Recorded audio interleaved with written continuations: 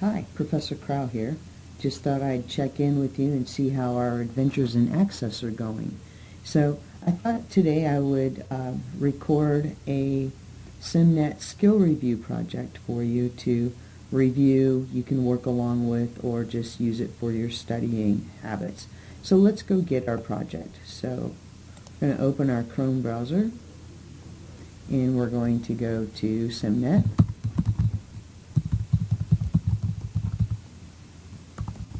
Assuming I can type the web address.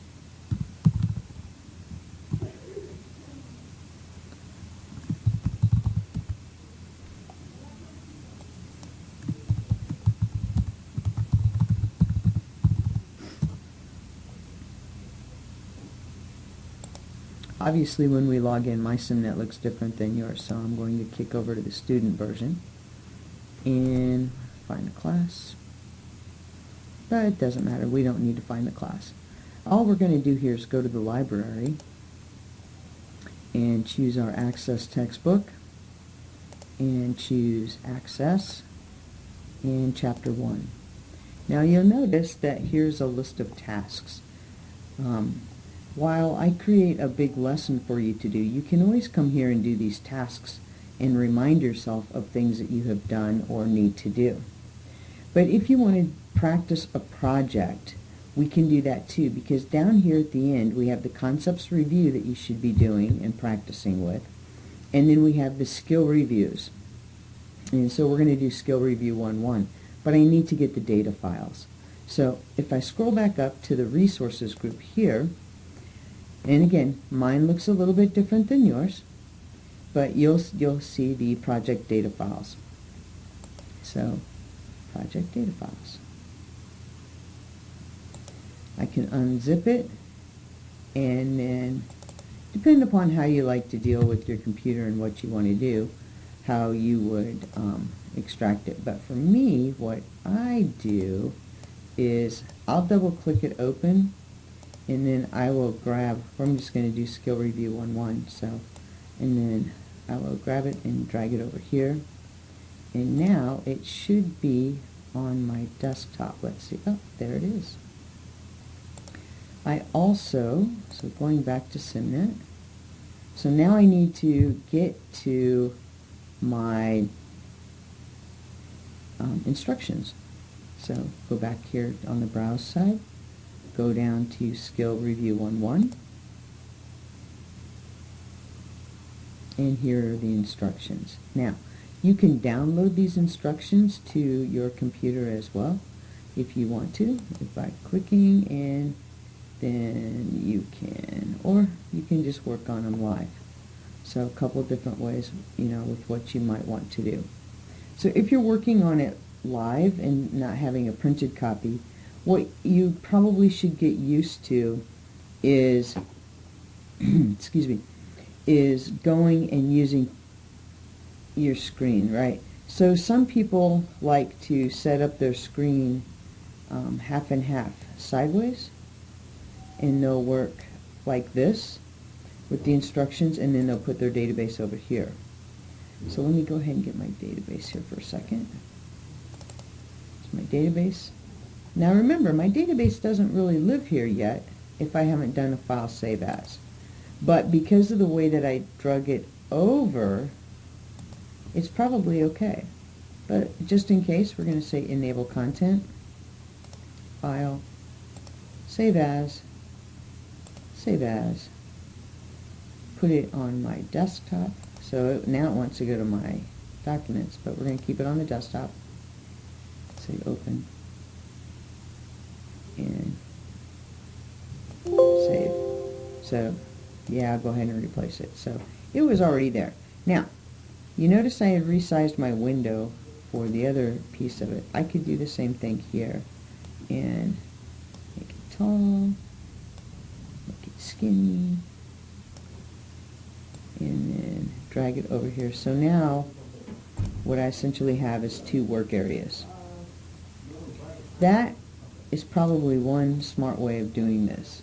Now obviously if you need more real estate for your database, there are times when you might want to make it big and use the entire screen, but this works pretty well most of the time with what you're going to be doing. So let's just play with this now and let's see where we can go. I'm going to go ahead and turn off the camera so that you can see the whole screen. So bear with me a moment. Maybe I will. This thing's kind of, I guess not. Guess we're stuck with the camera, so let's see what we can do here. Maybe.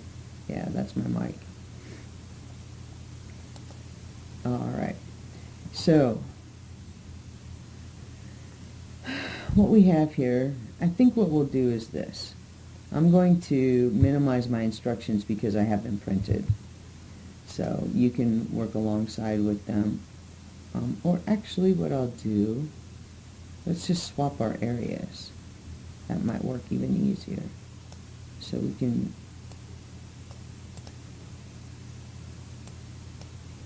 come on, come play with me.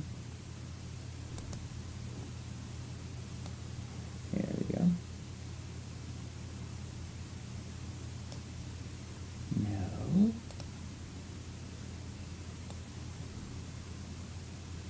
There. So I know that some of these instructions are down here, but we'll try and work through that as we go. Alright, so we have our database open. We've saved it. If you notice, what does it say? Save a copy to work on. So we've downloaded it, and the first thing it says is to click Save As. I mean, it's very straightforward to make sure that you always do this. We don't need to change the name or anything like that. We've enabled the content. And you'll notice that we have some things here, right? So we have the work area, which is this big white area, and then we have the navigation pane. You can change how you want things organized. I particularly like to have it object type, so I have things grouped together that way. Other people have other preferences, and in your instructions you'll have different things that you want to do. If you need more workspace, you can squish it up, or you can make it bigger, or you can even resize it manually if you want to. So there's a lot of ways that you can use this to your advantage to get more workspace when you need a larger work area. Alright, so what are we going to do? So object type, we've done that already, I think. Let's see. Yep, object type. So that's how it's organized. The next thing we want to do is open the items table. So we double click it to open. And because again we don't have a large work area, you'll see that we've got, you know, a scroll bar down here so we can scroll to different things that we need.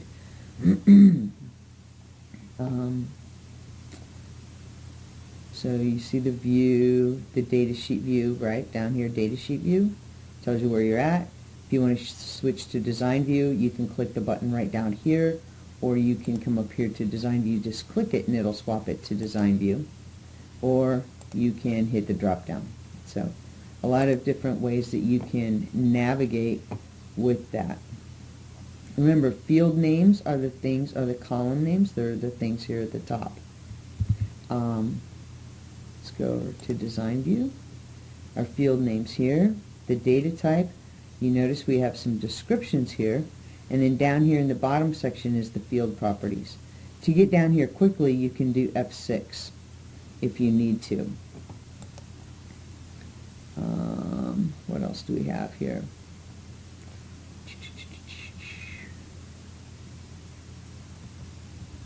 Some navigation things using last record, first record. That's in data sheet view, so we go back to data sheet view. There we go. So last record, these are the pieces down here, right? First record, next record. See, it's record 2 of 21. The last record, 20 of 21. And then this one here is the new blank record. So we can do that. So if we want to find a record with a certain thing, we can do Control F to find.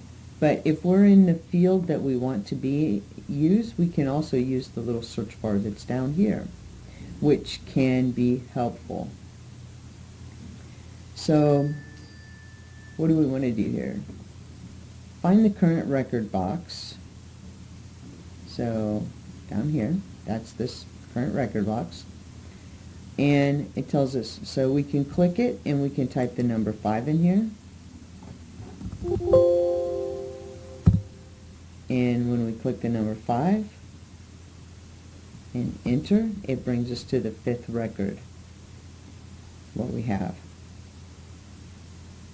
Okay, so you can use the shortcut keys to move up and down, right? Up and down, around. If we want to enter a new record, we've been doing this for a while. We could either, it's a small table, so we could go down here to where the asterisk is, or we could grab the new record box and start typing here. So let's type this. So item ID is ACC1. We use the tab key to move from field to field. Item name, accounting 3.0. Accounting. And yes, as you've learned, spelling counts. Small businesses.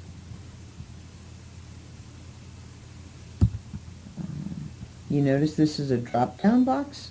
So I could hit the letter S and it'll bring me up to software, or I could click on the drop-down and then make my selection there too. And $249. So $249. Let's see what that looks like. Go back up here. You notice I only entered 249, and that's because that this particular field was already formatted for currency with 2 decimals. So, good. Alright, so now we want to find the record ID GRA1. Okay, so in the search box down here. So it's easiest, you need to be in the field that you're going to search. So here's our item ID in the search box, GRA1.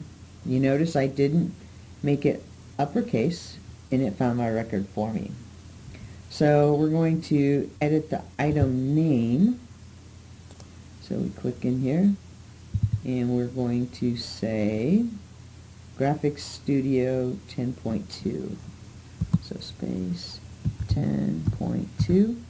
Now you'll notice when I'm editing a record, I get the little pencil over here. When you have that little pencil, you can't close your table and things that way.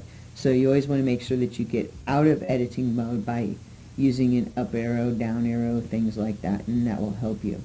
So we want to delete a record now. So we want to delete SPH1. So let's go find it.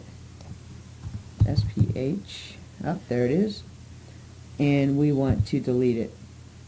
There are a couple ways of deleting records. One, you can right click and you can delete the record. That's one way. Another way is if you're in the field group up here. So we're in fields. Looks like I got an email from somewhere. What can we do here? We can do some for certain things. I don't see what I want here. Maybe I can find it on my home tab. Ah, there we go. On my home tab, if I have the record selected like it is, I could also come here and delete the record. Delete this item. You can see there's a drop down. So, delete it. So, a couple different ways of deleting it. Now, you're going to notice that I got a pop-up box here, and it says that it's asking me if I want to delete the record. And I'm going to say, yes, I want to delete it. Why? Because it's very important if I can't undo this. Whenever we have something that we can't undo here in Access, we always get what I call the idiot light. So it tells us when we make sure that we want to make it go away. Alright. Let's see. So we can auto-fit the description field. Select it. Come over to where we change sizes. Double click. Now that looks a little better, right? Maybe. Looks like it's cutting off that, but we auto-fitted it, so what do they want us to do next? Okay, so now we're going to sort some items in the table so they're sorted alphabetically by category and then by item name within this. This really messes a lot of people up because we have to think of innermost and outermost. And we have to consider what is our goal. How is it going to look when we're done? So let's look at our fields. So we have, what are we going to do here? We're going to do the item name and the category. So I'm just going to scroll over here a little bit so we can look at the two things in my workspace. So category, software, textbooks, all of that, and then we have item name. Okay? But we want it alphabetically by category and then by item name. So what that means is we're going to see all of the things in the category column in alphabetical first. So we'll see all the software, or excuse me, all of the equipment items, then all of the software items, and then all of the textbook items. Within that, where there are multiple things, so in the equipment item, for example, once we get to the equipment area, then that group is going to, everything within that group will be alphabetized. Now, in Excel, we would just do a multi-level sort, but we don't have that ability here in Access, so we do it this way. We start with what we call the innermost. The innermost would be the secondary thing, right? So the outermost in this case would be what? Category. And then the innermost would be the item name. Okay? So, item name, let's do this first. So we are going to put it in alphabetical order, ascending A to Z. Alright, that looks pretty good. Now we come over here to category, and we do A to Z. And then let's check and see what we have. So, we have all of the equipment, all of the software, all of the textbooks. Within the equipment group, now we come over here, we have external hard drive, hardware, so it is. So the innermost was the item name, the outermost was the category.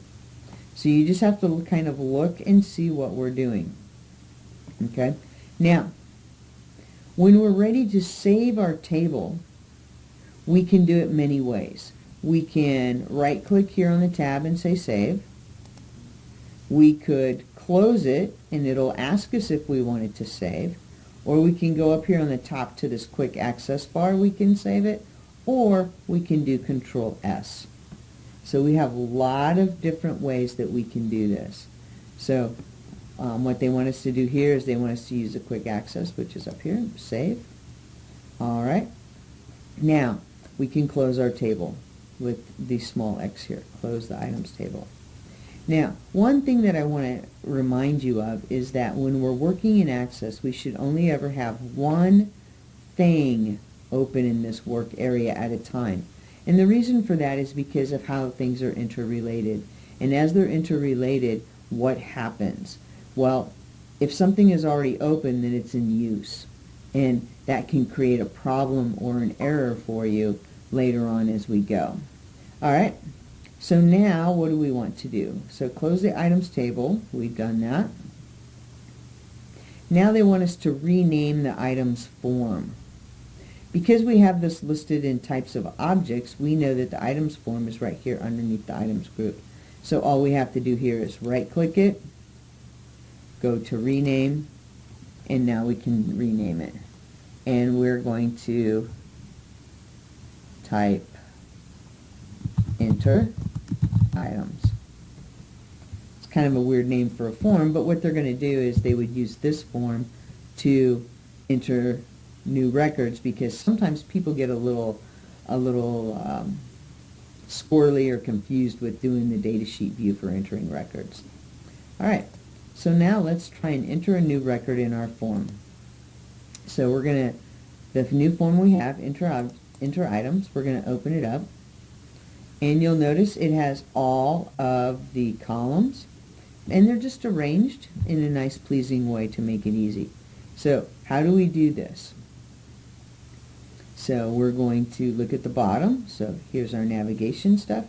I need a new record, so I click the new record, and now I have a new one.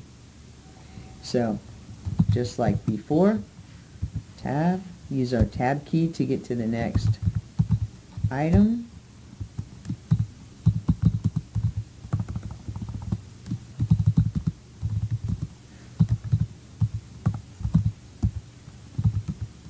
Equipment and cost $3.99. And I'll go back to records, so now you can see the final thing. That was pretty easy. It was easy to do, it was easy to follow, and that's why we have that. Alright, we can also, using our forms, we can enter records in there, or edit. So we're going to find the one that's LAP1. So again, I'm clicked in the item ID, so now I search for LAP. There's LAP1. And what do we want to do? And you notice they did on the find group, they did a find on that. So you could do that too. What are we going to edit though? So it should be laptop 1000. And they want us to change the cost from $550 to $300. So $300. So we've done that, okay. And then let's find another record, so PB03. So we'll use the find, so I can do Control F to do find. Find what? And we want PB03. PB03. Look in the current document. If we're already in the right field, we could say in the field we want, or you could say any part of the field. So where I want to search up, down, round, all of it. So find next. There's PB. I can close this. So there's PB03. And now we want to, what? We are going to delete it, right? So we found it. And how we're going to delete it here again. On the Home tab in the Records group, hit the delete button arrow. So Home tab, Records group, delete. Oh, but that just deleted the PB, right? We want to make sure we hit delete the whole record. Yeah, let's put that back in there for a second. There. And then we'll make it happy. Now, if I want to delete the record, delete the record. Wow, that's really loud. Alright. So, yes, we've erred. Close our form.